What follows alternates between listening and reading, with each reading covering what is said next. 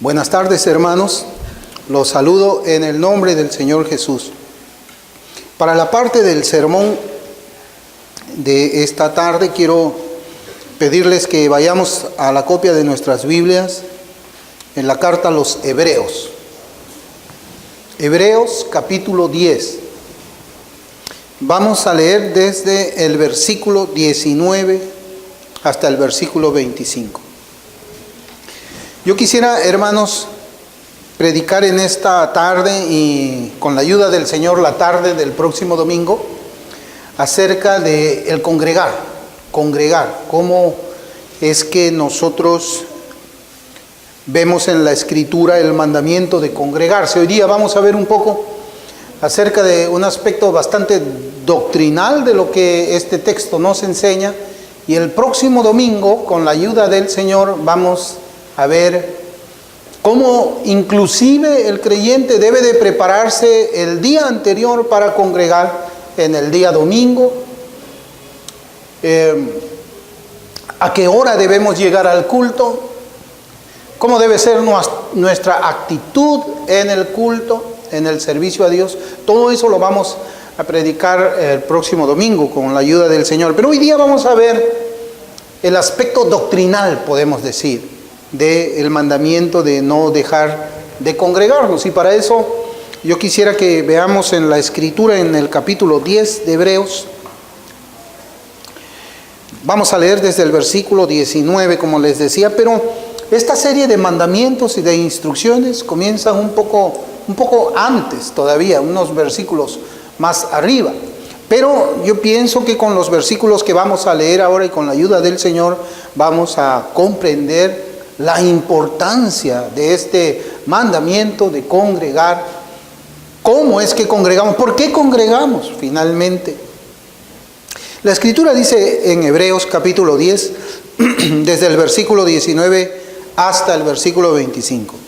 Así que, hermanos, teniendo libertad para entrar en el lugar santísimo por la sangre de Jesucristo, por el camino nuevo y vivo que Él nos abrió a través del velo, esto es, de su carne, y teniendo un gran sacerdote sobre la casa de Dios, acerquémonos con corazón sincero, en plena certidumbre de fe, purificados los corazones de mala conciencia y lavados los cuerpos con agua pura. Mantengamos firme, sin fluctuar, la profesión de nuestra esperanza, porque fiel es el que prometió. Y considerémonos unos a otros para estimularnos al amor y a las buenas obras, no dejando de congregarnos, como algunos tienen por costumbre, sino exhortándonos, y tanto más cuando veis que aquel día se acerca. El Señor bendiga su palabra. Hace como unos 12 años atrás tuvimos que salir con mi familia de Lima para el norte. Nos fuimos a vivir al norte chico, le llamamos, creo, el norte chico, no estoy seguro. Y pues tuvimos que dejar nuestra iglesia aquí en Lima. Nosotros nos congregábamos en una iglesia bautista que queda hasta ahora en el distrito de San Borja. Y cuando llegamos al norte, una de las preocupaciones que yo tenía en mi corazón era buscar una iglesia donde llevar a mi familia, donde congregarme. Y la verdad es que allá nosotros no teníamos muchas opciones. Una de las alternativas era una iglesia bautista, la que tuvimos que descartar porque esa congregación ya prácticamente había sido tomada por el mundo. Y no se predicaba acerca pues de las demandas del Evangelio, ahí no predicaban acerca de la obediencia al Señor, no predicaban acerca de la santidad en la que debe caminar un creyente, sino que la predicación era ya muy notadamente liberal. Entonces esa definitivamente no era una iglesia donde yo podía llevar a mi familia.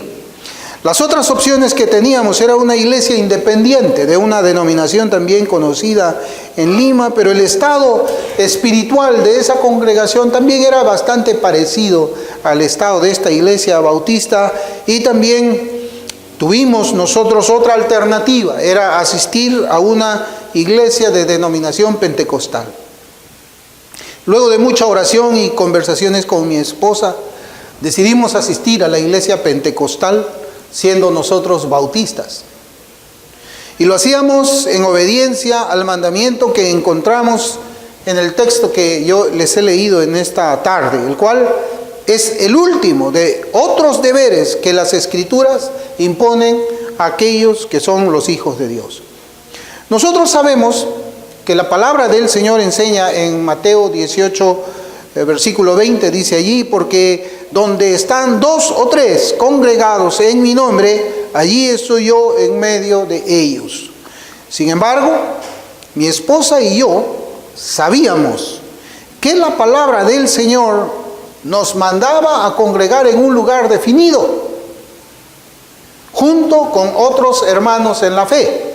Yo bien podía haberle dicho a mi esposa, pues acá tenemos un pasaje en la Escritura. Tú eres creyente, yo soy creyente, nos quedamos en la casa. Pero no fue así. Siendo yo bautista, no fui a una iglesia bautista porque no era una iglesia saludable para mi familia.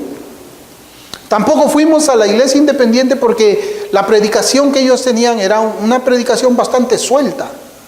Y preferimos ir, hermanos, a una iglesia pentecostal, siendo nosotros bautistas. Y tomé esa decisión porque en la predicación que yo había escuchado de los pastores que estaban allí, era una predicación que exaltaba el nombre de Cristo, exaltaba el Evangelio, y también era una predicación que desafiaba a vivir una vida de santidad, una vida de rectitud. Es cierto que no estábamos de acuerdo con muchas de las cosas que ellos creían, pero esas 3 o 4 o 5 razones que yo había escuchado en su predicación fue suficiente para yo decidirme a llevar a mi familia allí. Y pudimos, por la gracia de Dios, ser edificados, y también nosotros lo que pudimos es experimentar la adoración con otros hermanos en la fe. Yo no les estoy exhortando a ustedes por medio de esta predicación a que hagan eso. Lo que quiero es poner delante de ustedes qué cosa es lo que pasó en mi vida hace unos 12 años atrás y las razones por las cuales yo tomé la decisión de congregarme. Yo no puedo eludir este mandamiento que la Escritura enseña. Tenía que cumplir, tenía que obedecer y tenía que llevar a mi familia también a un lugar seguro, a un lugar seguro. Es evidente de que no todo lo que se practicaba allí nosotros lo creíamos, pero quizás ahí sí se aplicaba ese principio de examinarlo todo y retener lo bueno. Yo quisiera que vayamos primeramente a buscar el significado de la palabra griega que dice congregarnos. Esa palabra griega es episinagoge o episinagoga, ¿no? Y un diccionario bíblico dice que es el acto de reunirse o juntarse en una asamblea. Segunda de Tesalonicenses 2:1, en concordancia con primera de Tesalonicenses 4:17, Hebreos 10:25 que estamos viendo, y dice, no denota simplemente la reunión para el culto corporativo como un acto solitario u ocasional, sino como una conducta habitual, La preparación la preparación epi, esa palabra griega, debe referirse a Cristo mismo, como a quien se unió esta asamblea. Por lo tanto, tendría el significado de no traicionar la unión de uno mismo con Jesucristo y con los otros creyentes, no evitar la responsabilidad personal como parte del cuerpo de Cristo. Aquí hay unas palabras que yo quisiera que mantengamos en nuestra mente. Unión con Cristo. Unión con Cristo. Es la unión que todo creyente tiene con nuestro Señor. Es la unión mística del cuerpo de Cristo. Es una doctrina que está en la Escritura y que la teología también lo enseña. Y lo que nosotros vemos haciendo la revisión del significado que nos trae este diccionario de esa palabra congregar, lo que vemos es que la palabra, la Escritura ordena. Hermanos, esto es una orden, no es una sugerencia, Este diccionario, fíjese, si usted se ha dado cuenta, dice, no es que yo voy a congregar un rato y otro rato dejo de congregar, sino que habla también de unidad. Porque nosotros no es que estemos unidos con Cristo hoy día y esta semana, o un día de esta semana, no estoy unido con Él. La unión mística con el Señor es continua. Por eso es que nuestra forma de congregarnos es habitual, es continua. Y según esta palabra griega que es escogida por el Espíritu Santo, es la de reunirnos en un lugar determinado, en un edificio determinado para el culto y para encontrarnos con Dios. Para el culto y para encontrarnos con Dios. John Gill lo comenta en este sentido, este versículo que yo les digo. Él dice, hablando de esta palabra, episinagoga, dice, palabra que se usa para distinguir las asambleas cristianas de las sinagogas judías y para denotar la unión de judíos y gentiles en una iglesia pública y para expresar la reunión de los santos con Cristo. Vea 2 de Tesalonicenses 2:1 y mire, y su acto de reunirse en algún lugar para asistir a su adoración y atender su palabra y sus ordenanzas. O sea, aquí se nos habla, hermanos, de estar reunidos en un lugar donde se practica, ¿qué cosa? Adoración a Dios, donde se practica el atender, el escuchar su palabra y para asistir a sus ordenanzas. O sea, ¿cuáles son las ordenanzas? El bautismo y la Santa Cena. O sea, cuando uno no congrega no pasa Santa Cena. Cuando uno no congrega no escucha la exposición de la palabra de Dios. Cuando uno no congrega no está adorando al Señor. Entonces eso es lo que la palabra griega escogida por el Espíritu Santo significa, y es la interpretación antigua que vemos nosotros en el pastor John Gill.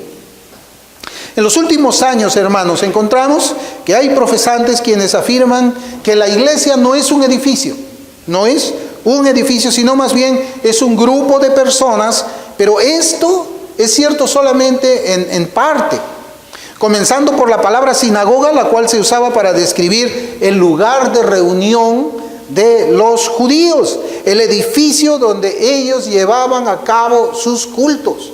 Por eso es que en el libro de los Hechos nosotros leemos que la costumbre del Señor Jesucristo, en Lucas 4 dice de que Él iba o entraba o congregaba, como era su costumbre, en la sinagoga de ellos, o sea, en el edificio de ellos. Pablo también cuando predicaba, él iba a la sinagoga de los judíos, al lugar, al edificio, al local donde se congregaban los judíos. 1 de Timoteo capítulo 3 versículo 14 enseña de que la iglesia no es solamente o debe estar limitada a la denominación, a la definición a un grupo de personas, sino también habla de un edificio. 1 de Timoteo capítulo 3 versículos 14 y 15 dice, esto te escribo, aunque tengo la esperanza de ir pronto a verte, para que si tardo sepas cómo debes conducirte en la casa de Dios. Mire, acá está hablando cómo conducirte en la casa de Dios. O sea, cómo conducirte dentro de estas 4 paredes que tenemos nosotros aquí. ¿Qué es la iglesia del Dios viviente? O sea, este lugar que está aquí también se le puede llamar la iglesia del Dios viviente, columna y baluarte de la verdad. Entonces, yo también entiendo eso cuando se hace un estudio de la doctrina de la iglesia. La iglesia también representa, hermanos, un lugar. Es verdad, la iglesia representa el grupo de creyentes, eclesia, ¿no? Es un llamado hacia afuera, los escogidos del Señor, es cierto. Pero también la iglesia se aplica al edificio donde se reúnen, pues, el grupo de los redimidos.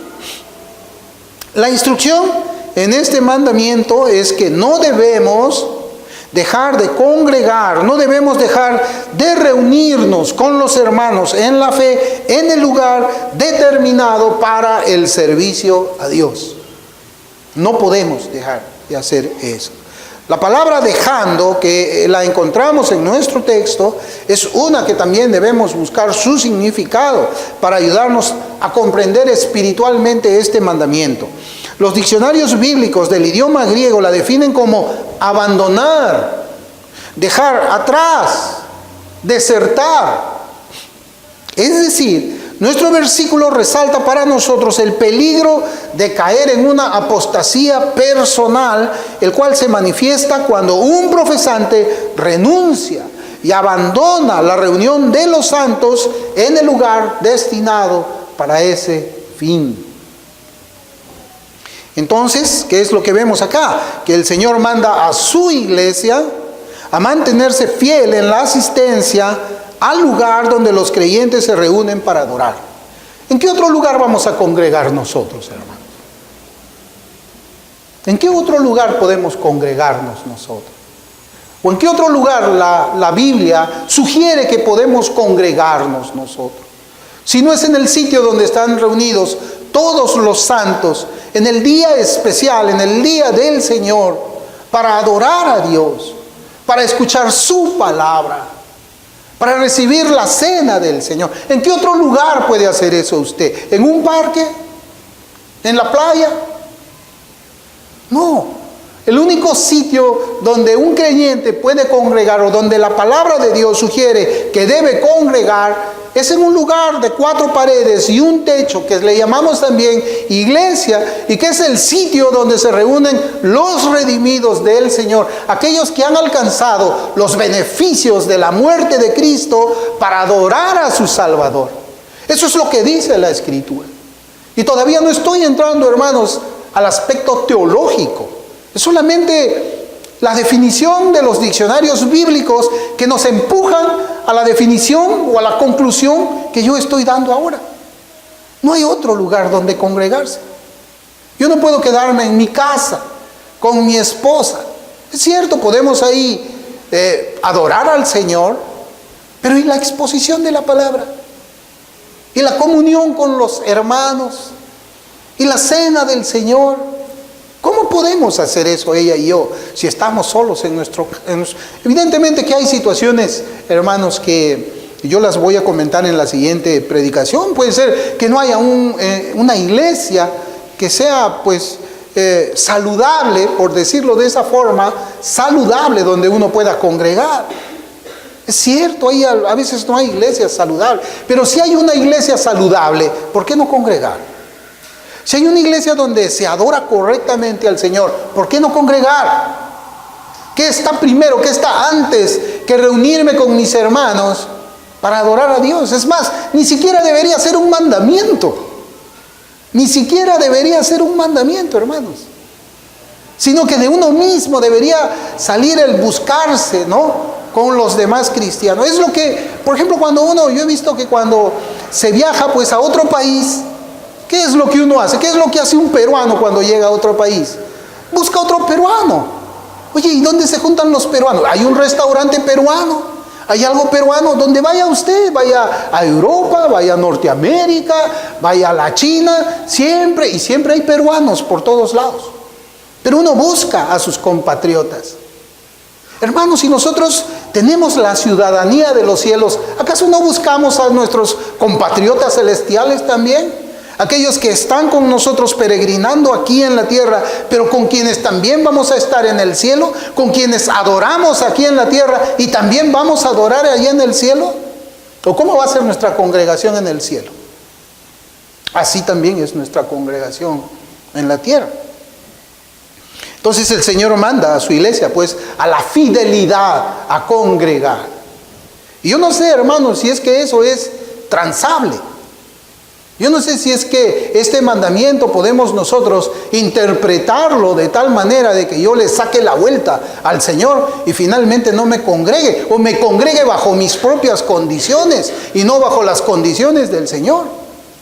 Y yo no creo que un creyente haga eso. Posiblemente hemos tenido nosotros una actitud distinta porque no conocemos el aspecto teológico, la profundidad de lo que la Escritura enseña en cuanto a congregar. Es posible que lo hagamos por ignorancia. Pero hermanos, una vez que nosotros sabemos lo que significa el mandamiento, ¿cómo podríamos nosotros desobedecer al Señor? ¿Cómo? Debemos recordar el tiempo en el que se escribe esta epístola también. Y es en el primer siglo. Y el Espíritu Santo ordena a los creyentes perseguidos por las autoridades de aquel tiempo a permanecer firmes en la asistencia a los lugares de reunión junto con otros hermanos. Es decir, en medio de un contexto de persecución hasta la muerte, la iglesia debía continuar siendo fiel y obediente en cuanto al deber de congregarse. Y se congregaban en casas, pero se congregaban. Habían casas definidas, por eso es que usted lee al apóstol Pablo que dice, y saluda a la iglesia que está en tu casa. En tu casa. En tu casa se reúnen. Todos los días del Señor se reúnen en tu casa. No es que un día se reúnen en la casa de fulano, el otro domingo en la casa de mengano, el otro domingo en la casa de tal. No, había un sitio, hermanos. Y en medio de la persecución los cristianos estaban allí, exponiéndose a la captura. Pero Dios en su providencia no permitía que ellos sean capturados y les dejaba congregarse para que Él reciba la adoración de su iglesia. Los versículos 19 y 20, ahora vamos a comenzar a ver, hermanos, los aspectos teológicos. Los versículos 19 y 20 hablan de qué. Yo los voy a leer. 19 y 20 dice, así que, hermanos, teniendo libertad para entrar en el lugar santísimo, por la sangre de Cristo, por el camino nuevo y vivo que Él nos abrió a través del velo, esto es, de su carne. ¿De qué habla estos dos versículos? ¿De qué nos está hablando?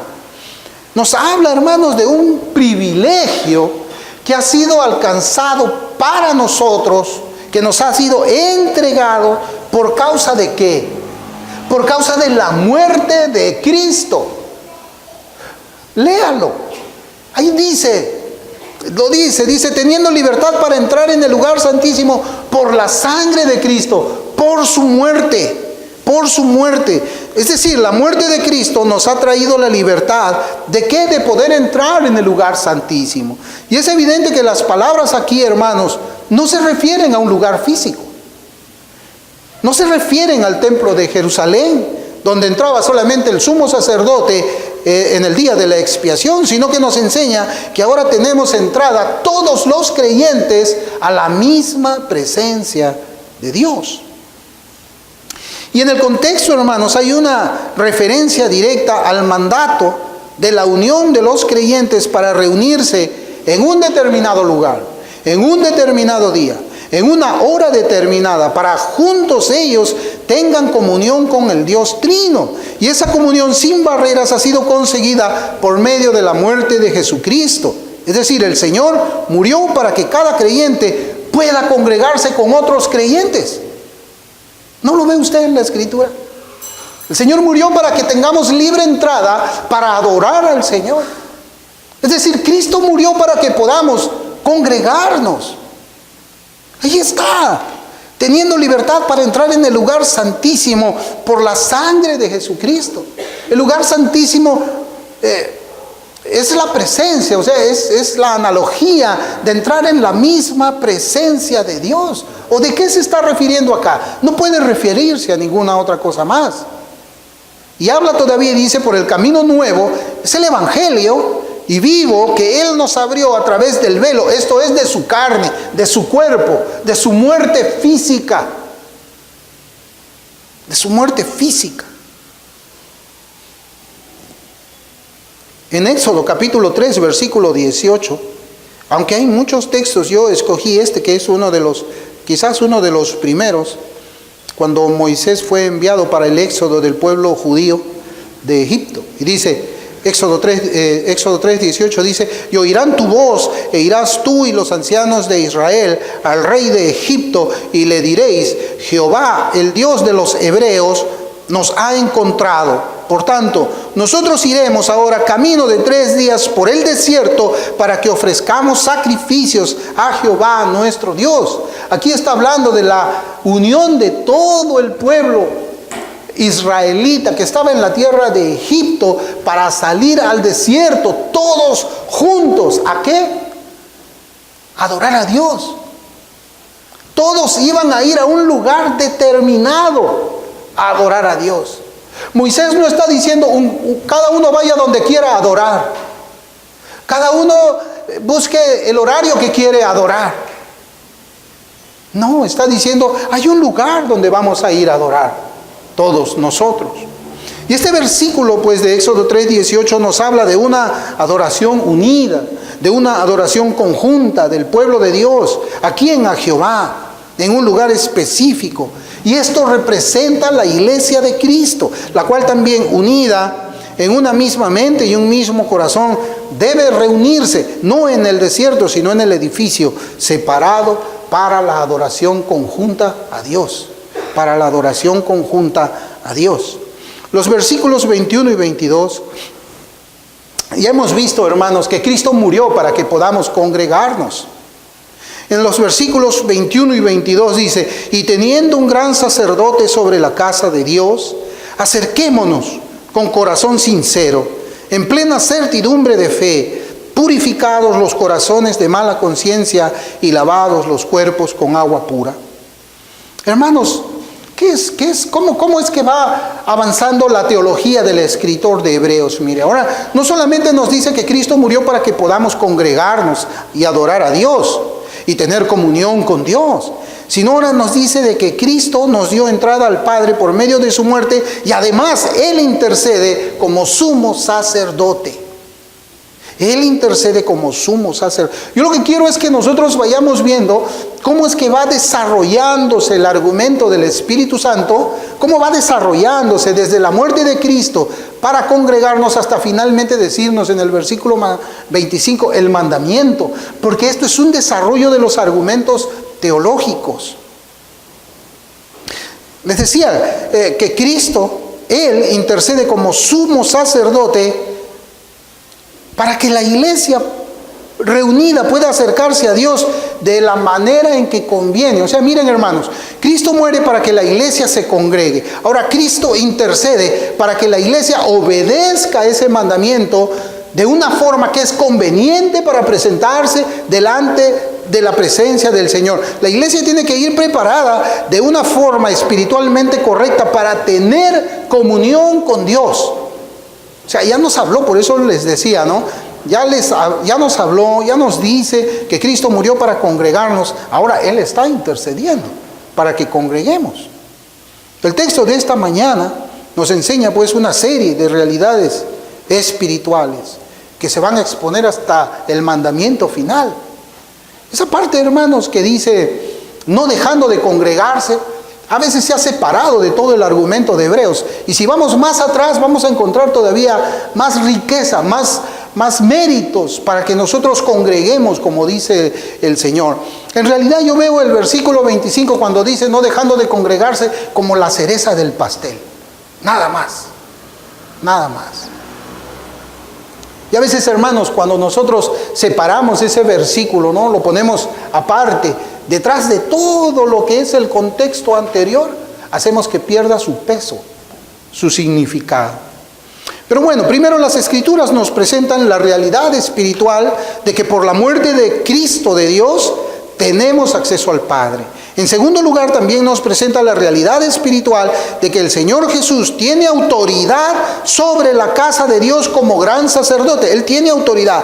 Cristo tiene autoridad sobre la iglesia. Él es la cabeza de la iglesia. Y en tercer lugar, nos presenta la realidad espiritual de los efectos del Evangelio. Mire, los efectos del Evangelio en el redimido que lo convierten en aceptado delante de Dios. ¿Cuáles son esos efectos? Un corazón sincero, certidumbre de fe, el corazón purificado de mala conciencia y el cuerpo lavado con agua pura. El cuerpo lavado con agua pura. Esa, hermanos, es la enseñanza en contexto de que Cristo murió e intercede para tener un pueblo que se reúne todos juntos para adorarle. Yo no sé, usted puede creer, hermanos, que haya algún creyente que diga, bueno, yo no quiero adorarme, yo no quiero reunirme para adorar al Señor. Yo no creo que pueda haber eso. El día del Señor es el día donde nosotros cantamos los himnos. Es el día en que nosotros tenemos comunión. Es el día en que nosotros nos exhortamos a las buenas obras. Es el día, como yo les digo, es el día, el mejor día de todos, porque en este día es que nosotros como cobramos fuerzas espirituales, escuchamos la ministración de la palabra del Señor. Yo quisiera que veamos esta exhortación al deber de congregarnos, mirando cada uno de los versículos, desde el 19, de los versículos que hemos leído en esta tarde. Usted me va a seguir con la vista, tenemos que volver a Hebreos 10, desde el versículo 19. Yo quisiera que usted preste atención cómo es que yo voy a ir leyendo versículo por versículo. Hebreos 10, 19. Así que, hermanos, teniendo libertad para entrar en el lugar santísimo por la sangre de Jesucristo, no dejemos de congregarnos como algunos tienen por costumbre. Hebreos 10, 20. Por el camino nuevo y vivo que Él nos abrió a través del velo, esto es, de su carne, no dejemos de congregarnos como algunos tienen por costumbre. Hebreos 10, 21. Y teniendo un gran sacerdote sobre la casa de Dios, no dejemos de congregarnos como algunos tienen por costumbre. Versículo 22, acerquémonos con corazón sincero, en plena certidumbre de fe, purificados los corazones de mala conciencia y lavados los cuerpos con agua pura, no dejando de congregarnos como algunos tienen por costumbre. Versículo 23, mantengamos firme, sin fluctuar, la profesión de nuestra esperanza, porque fiel es el que prometió, no dejando de congregarnos como algunos tienen por costumbre. Finalmente, Hebreos 10, 24 y 25. Y considerémonos unos a otros para estimularnos al amor y a las buenas obras, no dejando de congregarnos como algunos tienen por costumbre. Yo quisiera que veamos los siguientes pasajes también del Nuevo Testamento en este estudio quizás doctrinal, teológico, de lo que representa el congregarnos. Hebreos 10, versículos 19 y 20, ya lo hemos leído. Así que, hermanos, teniendo libertad para entrar en el lugar santísimo por la sangre de Cristo, mire cómo menciona la muerte de Cristo, por el camino nuevo y vivo que Él nos abrió a través del velo, esto es, de su carne. En estos dos versículos, hermanos, nos habla dos veces de la muerte de Cristo en la cruz. ¿Para qué? Para congregarnos. Ahora, en Efesios 5:25 nos habla también de la muerte de Cristo. Dice, maridos, amad a vuestras mujeres, así como Cristo amó a la iglesia y se entregó a sí mismo por ella. Habla también del amor de Cristo, que lo demuestra por medio de su muerte sacrificial. Primera de Corintios 15:3. El Evangelio, porque primeramente os he enseñado lo que asimismo recibí, que Cristo murió por nuestros pecados conforme a las Escrituras. Hermanos, estos tres pasajes tienen algo en común, un mismo evento en común. ¿Cuál es? La muerte de Cristo. La muerte de Cristo. Es la muerte de Cristo para que la iglesia se reúna junta. La muerte de Cristo que demuestra el amor del Señor por su iglesia, y la muerte de Cristo que es el mensaje del Evangelio. Es decir, hermanos, la muerte del Señor es una sola, pero envuelve tres realidades. De allí que podemos decir que la muerte de Cristo es para que su iglesia se congregue, y ese congregar es también relacionado con el mensaje del Evangelio. Yo una vez estaba preguntándome, y decía, bueno, hay algunos que no tienen la costumbre de congregar. Y hace años yo le preguntaba a alguien que estaba predicando el Evangelio en una plaza, y que yo le pregunté, ¿y usted a qué iglesia va? A ninguna, me dijo. Y yo le dije, ¿y si el Señor convirtiera a alguien aquí por su predicación y le pregunta a usted, ¿a qué iglesia voy a ir a congregarme? ¿Usted qué le va a decir? A ninguna, pues, ¿no? A ninguna. Porque si el predicador no va a ninguna iglesia, pues el nacido de nuevo, ¿a dónde va a ir? ¿No le parece a usted?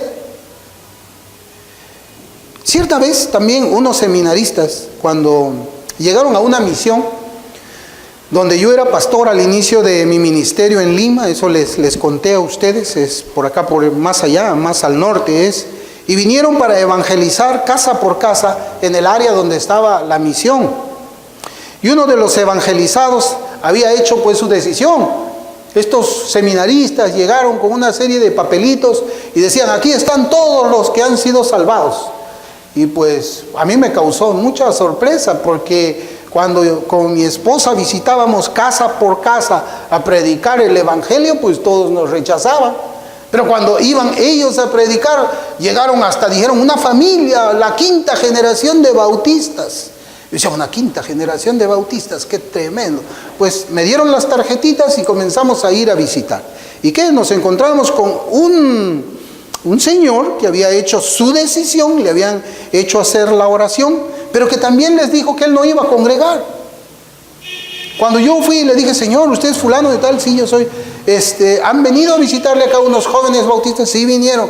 Ojo, yo hice mi oración, pero les dije, yo de ninguna manera voy a congregar el domingo porque tengo que atender este negocio. Tenía un negocio de cabinas de internet. Bueno, ¿y qué piensa usted de eso? ¿Qué evangelio han predicado ellos? ¿Qué evangelio puede dar concesión a un creyente a no congregarse? Es otro evangelio. Por eso yo les digo, el evangelio tiene relación con congregarse. El evangelio tiene que ver con la muerte de Cristo, y la muerte de Cristo tiene que ver con la entrada libre para que nosotros nos congreguemos de manera reunida. El mensaje del evangelio pues predica eso. Por ello es que nuestro pasaje dice, no dejando de congregarse como algunos tienen por costumbre. No dejando de congregarse. No matarás, no dirás falso testimonio. No dejarás de congregar. Es un mandamiento, hermanos. Es un mandamiento.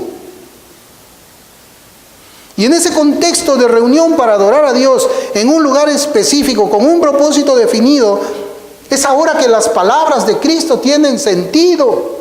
Mateo 18:20 que leí dice, porque donde están 2 o 3 congregados en mi nombre, allí estoy yo en medio de ellos. ¿O acaso vamos a pensar de que Cristo va a estar con su presencia en un lugar donde, pues pudiendo congregarse en una iglesia, no se congrega? ¿Usted cree que el Señor Jesucristo va a avalar, va a endosar una reunión en la cual se desobedece su orden soberana de congregarse en una iglesia local? ¿Usted cree que eso va a suceder? Pues si usted cree que eso es así, no conoce a Dios. No lo conoce. No lo conoce.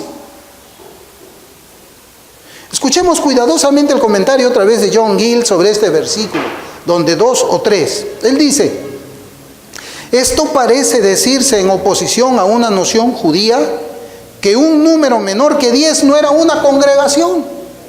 Eso era lo que creían los judíos. Tenían que ser 10 como mínimo para poder plantar una sinagoga. Eso es lo que ellos creían. Continúo diciendo, dice, mientras que aunque el número es muy reducido, mire cómo dice, se reúnen para orar a Dios o escuchar su palabra, asistir a sus ordenanzas o hacer los negocios de su casa. Los negocios de su casa es todo lo que está relacionado con la iglesia. O tramitar cualquier asunto que sea para la gloria de Dios y el bien de las almas en mi nombre, dice Cristo. Es decir, por su autoridad, dependiendo de su asistencia, invocando su nombre, haciendo uso de Él y buscando la gloria de Él. ¿Cómo puede ser glorificado Cristo cuando desobedecemos? ¿Cómo? Hermanos, congregar es un mandamiento del Señor por el bien espiritual de su pueblo. Yo a veces me quedo sorprendido, ¿no? A veces decimos, no, pero la iglesia queda lejos, entonces mejor no voy. Yo me acuerdo mucho, hace muchísimos años, cuando tenía un tío que le salió un aneurisma en la, aquí pues, ¿no? En la cabeza, le salió un aneurisma. Y mis tías, o sea, su esposa y las hermanas y los hermanos de mis tíos, ellos estaban, perdonen la expresión, ellos estaban locos para que solamente un médico le opere a él, el doctor Roca, me acuerdo. Y decían, si no te opera el doctor Roca, que no te opere nadie. ¿Y dónde queda el doctor Roca? Queda lejos, pero hay que ir a verle, hay que ir hasta su consultorio. Y yo digo, ¿cómo es que piensa el hombre en cuanto a la sanidad de su cuerpo, ¿no? Y seguramente somos así. Tenemos pues siempre un doctor de cabecera, ¿no? Decimos, no, que nos vaya a ver este médico, este es el médico bueno, y nos tomamos un autobús y no importa, nos estamos 3 horas en el autobús, pero vamos a ver a uno que estamos seguros que va a dar con el diagnóstico correcto, nos va a dar la medicina correcta y va a traer sanidad al cuerpo. Pero y en lo espiritual somos así. Somos así en lo espiritual. O en los tiempos en que el Perú estaba mal. Y yo me acuerdo, a mí me mandaban a las 4 de la mañana a hacer cola para comprar un poco de carne y comer y comprar un poco de leche. 4 de la mañana, yo hacía la cola y mi abuela llegaba a las 8, pues, y antes que abra la tienda ella se quedaba ahí.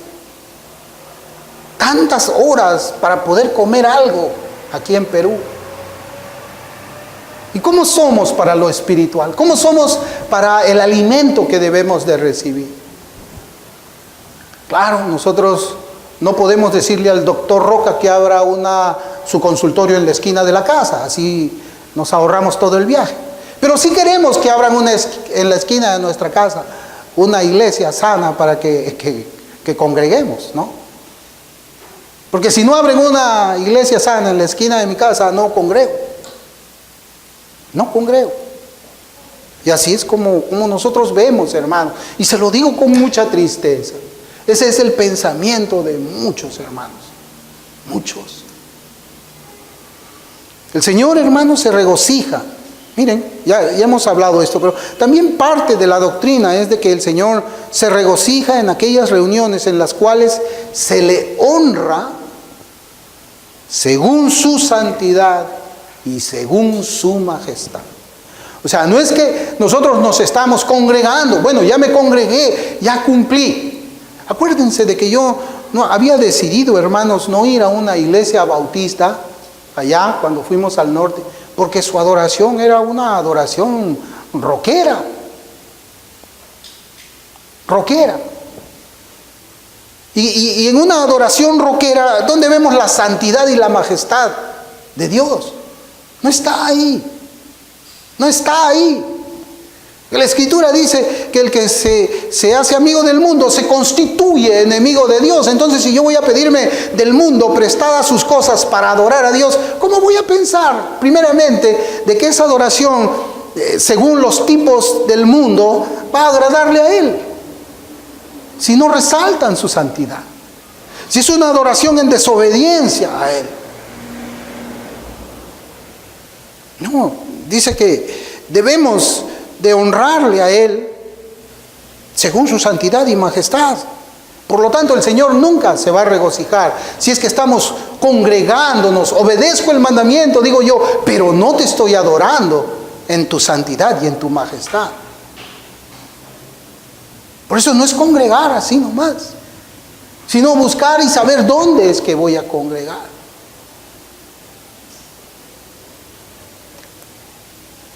Hay 3 pasajes que yo escogí aquí para poder decir de que las cosas que son contrarias a la hermosura de su santidad, tanto en la adoración como en la predicación, porque hay predicaciones que son contrarias a la santidad de Dios y que abrazan mucho del mundo.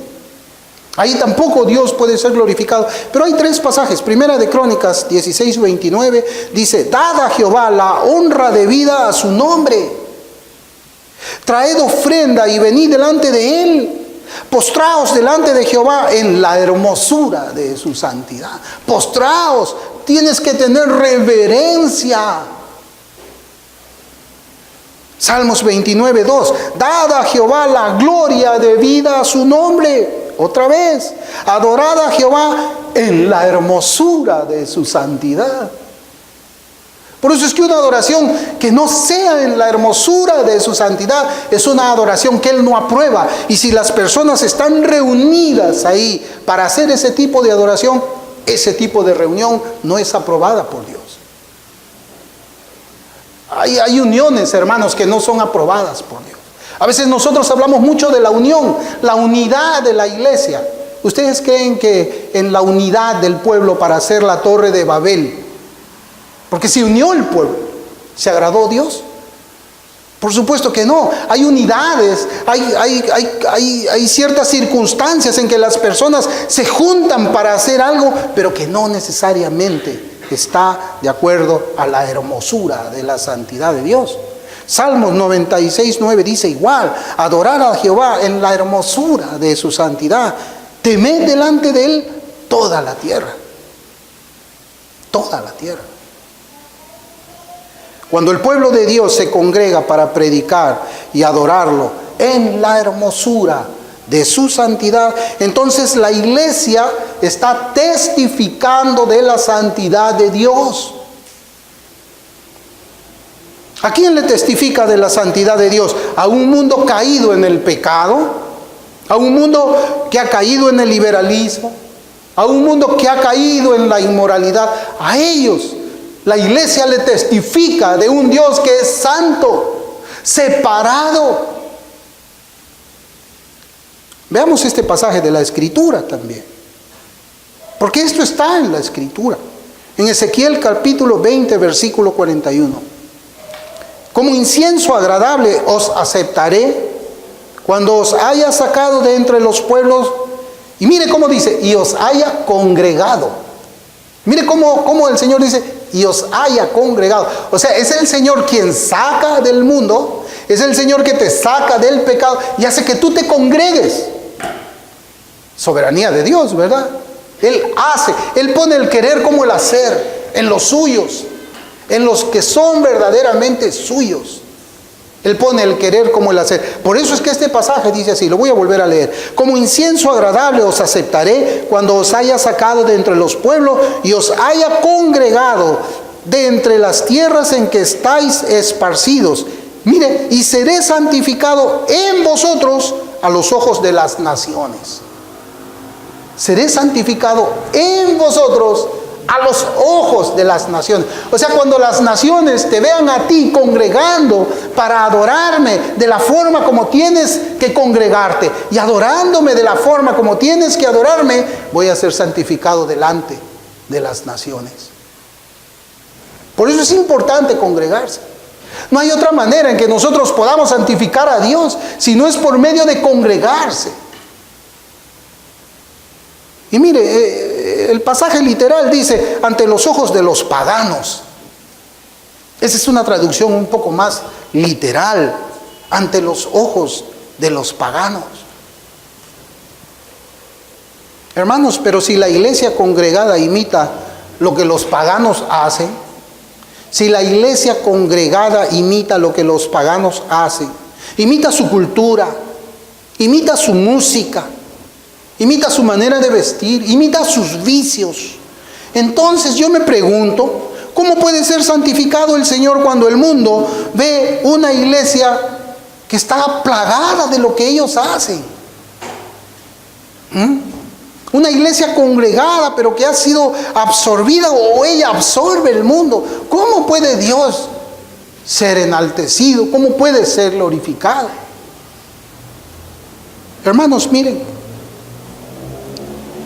no congregar es pecado. No congregar es pecado.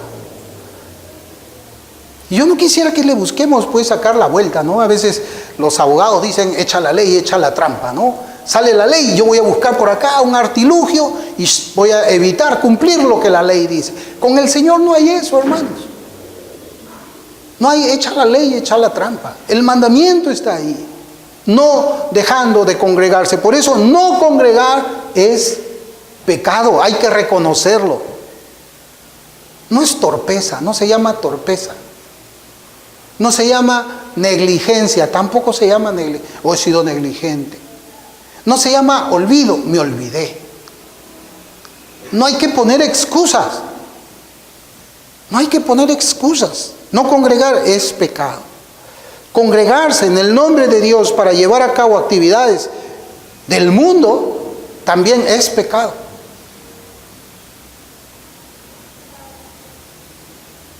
Es triste cuando esas actividades del mundo son animadas desde el mismo púlpito. Hermanos, ya les he dicho que no congregar es pecado.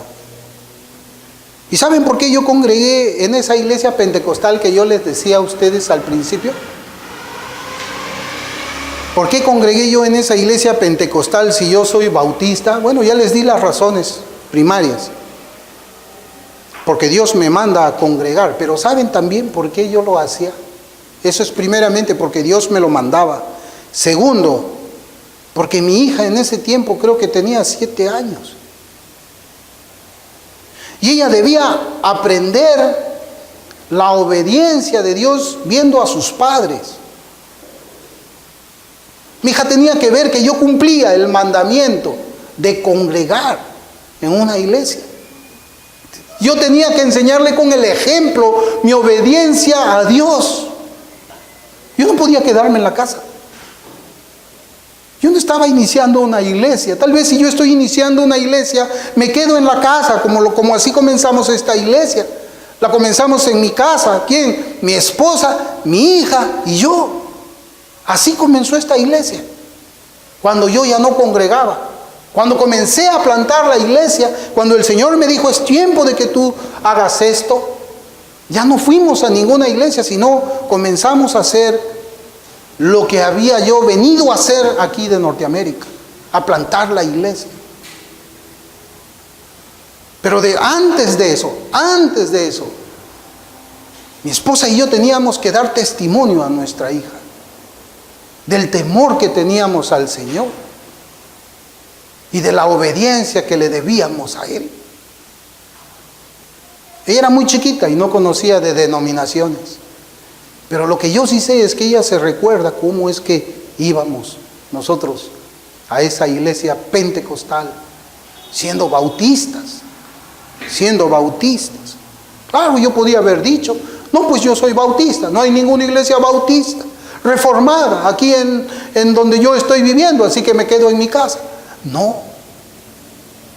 No, hermanos, porque yo, ¿sabe qué? Cuando leo la Biblia y el Señor me dice, no dejando de congregar, eso lo tengo golpeándome el corazón y golpeándome la mente. Y yo no me atrevo a desafiar a Dios tratando de sacarle la vuelta a su mandamiento. Yo jamás me atrevería a decirle, Señor, pero por acá no hay iglesia, pues tú me tienes que comprender a mí. No, hermanos.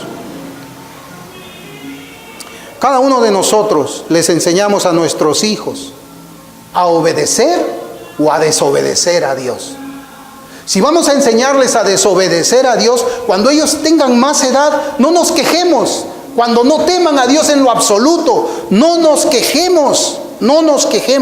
Porque si les enseñamos a ellos que se puede desobedecer a Dios en un mandamiento, entonces se puede desobedecer a Dios también en otros mandamientos. Eso es lo que yo quisiera que nosotros también llevemos en nuestro corazón esta tarde. Por eso no congregar de la manera en que este versículo nos lo dice es pecado. Y no congregar habitualmente, o sea, hacer un hábito de no congregar, ¿saben qué? Es practicar el pecado. Y yo ahora les voy a preguntar, ¿un creyente practica el pecado, hermanos? ¿Usted conoce un creyente que practique el pecado? No hagamos selección, no digamos, bueno, yo no mato, pero hago esto. Yo no mato, pero tampoco congrego. No, Santiago dice, el que rompe uno de ellos ya rompió todos.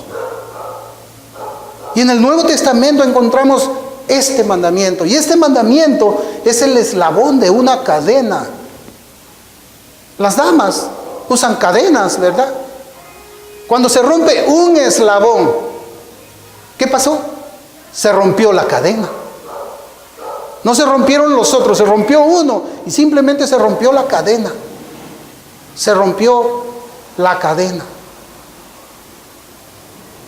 No congregar habitualmente es tener hábitos pecaminosos, es practicar el pecado. Y las excusas serán muchas. Porque a mí, hermanos, en todos estos años que tengo en el ministerio, me he quedado sorprendido de las excusas que yo he escuchado para no congregar en una iglesia sana. para no congregar en una iglesia que es saludable. Simplemente me he quedado callado, porque en esas cosas yo no puedo contender. En esas cosas yo no puedo hacer que alguien obedezca a Dios. Yo puedo predicar, yo puedo abrir la escritura, yo puedo exponer, pero no está en mí el poder para que obedezca nadie de lo que dice esta palabra. ¿Sabe usted quién tiene el poder para que el creyente obedezca? Es Dios. Por eso es que leímos este pasaje en Ezequiel 20:21. Yo haré que se congreguen. No lo hace el predicador. Yo no tengo ese poder. ¿Y por qué será que Dios, o por qué será que habrán algunos que hacen profesión de fe y no se congregan? ¿Serán que son más fuertes que Dios? ¿Serán que pueden resistir a Dios? Y decir, Dios quiere que yo congregue, pero no, yo no me voy a congregar. Y lo hacen así y tiran para atrás la mano de Dios. ¿Ustedes creen eso? ¿O será que Dios los ha abandonado? ¿O será que Dios ni siquiera busca ya influenciarlos? ¿O será que Dios ya no quiere saber nada con ellos? Como dice Génesis, mi espíritu no contenderá con ustedes para siempre. Ya te dije, congrega, ¿no quieres? Bueno, pues te dejo como estás. Ya te dije por medio de esta predicación. Ya te lo dije por medio de mi palabra. ¿No quieres congregar? Bueno, te dejo a tu suerte. Me cansé, ya esto no va a seguir para más. Hermanos, yo le agradezco mucho a Dios el privilegio de hablar, de tratar este tema. Y yo le suplico a usted, si es que usted tiene una idea distinta a lo que yo he predicado hoy día, yo le suplico a usted de que con una conciencia limpia abra la escritura y revise todo lo que yo estoy hablando hoy día. Desde el versículo 19 del capítulo 10 hasta este versículo 25. Eso es lo que le suplico a usted. Pero por otro lado, yo voy a orar a Dios también, para que esta predicación llegue al corazón. Que Él tome estas palabras y las ponga en el corazón, porque eso es algo que yo no puedo hacer. Y saben, hermanos, yo creo que nunca he hablado de este tema. La próxima semana vamos a continuar hablando. Pero de verdad, hermanos, yo a veces en mi corazón he llegado a creer, y lo digo con mucho temor, de que aquel que no obedece este mandamiento, yo tengo dudas de que realmente haya sido salvado. El creyente es alguien que, hermanos, es alguien que, busca a otros creyentes. Y cuando encuentra a otros creyentes, se alegra de otros creyentes. Yo como se los he dicho, yo no encuentro en ningún otro día de la semana, en ningún otro, yo encuentro la dulzura de este día. La dulzura de la comunión con mis hermanos. El regocijo, el gozo de poder tener un almuerzo juntos. Conversar de nuestras luchas. Conversar de nuestras victorias. Exhortarnos a crecer. Exhortarnos a las más jóvenes en mantenerse firmes en la fe. Y a las más ancianas a perseverar, aún en medio de tantas dificultades en las que nosotros tenemos. No hay ningún otro día en que podamos hacer todo esto juntos, como el cuerpo de Cristo. Y es una delicia, es el día más esperado. Por eso es que yo les digo, yo este mandamiento lo entendí, pero no lo entendí porque lo leí, lo entendí en mi corazón. Cuando el Señor me salvó, sin que yo haya comprado la Biblia, yo le dije a mi esposa 3 cosas. Nuevecito, al día siguiente que el Señor me salvó, yo le dije a mi esposa, tenemos que comprar una Biblia, y yo voy a comprar una Biblia de estudio para conocer la palabra de Dios.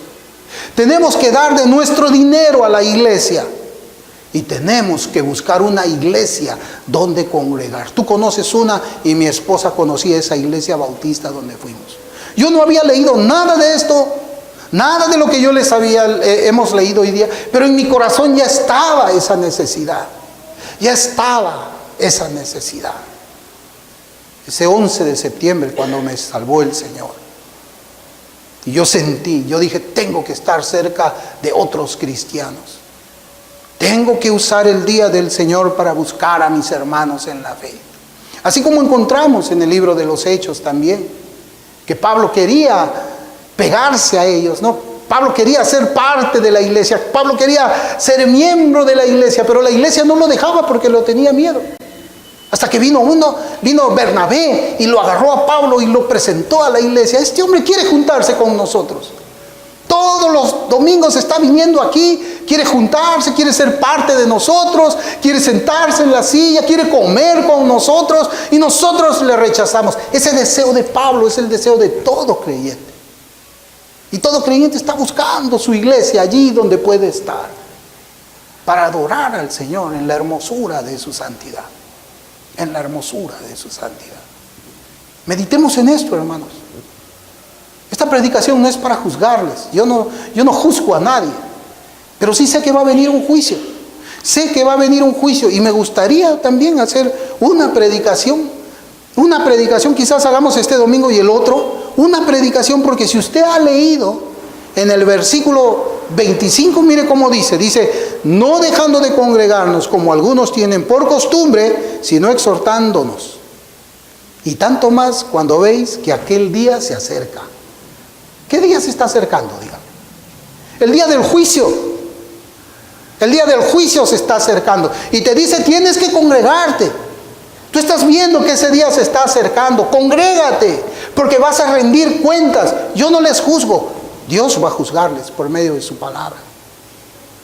Y yo no creo que alguien se atreva aquí a querer engañar a Dios con excusas. ¿No? Ese día vamos a estar simplemente en silencio, porque Él lee hasta los corazones. Sería algo necio, hermanos, tratar de excusarnos delante del Señor. Él conoce nuestros corazones. Pero si hemos vivido, hermanos, quebrantando este mandamiento, yo no le digo que tiene que venir aquí necesariamente. Y si viene aquí, gloria a Dios. Pero si hay una iglesia muy cerquita a su casa, vaya allí. Congregue, no deje de congregar. Porque ese día se está acercando. Ese día se está acercando. Vamos a orar.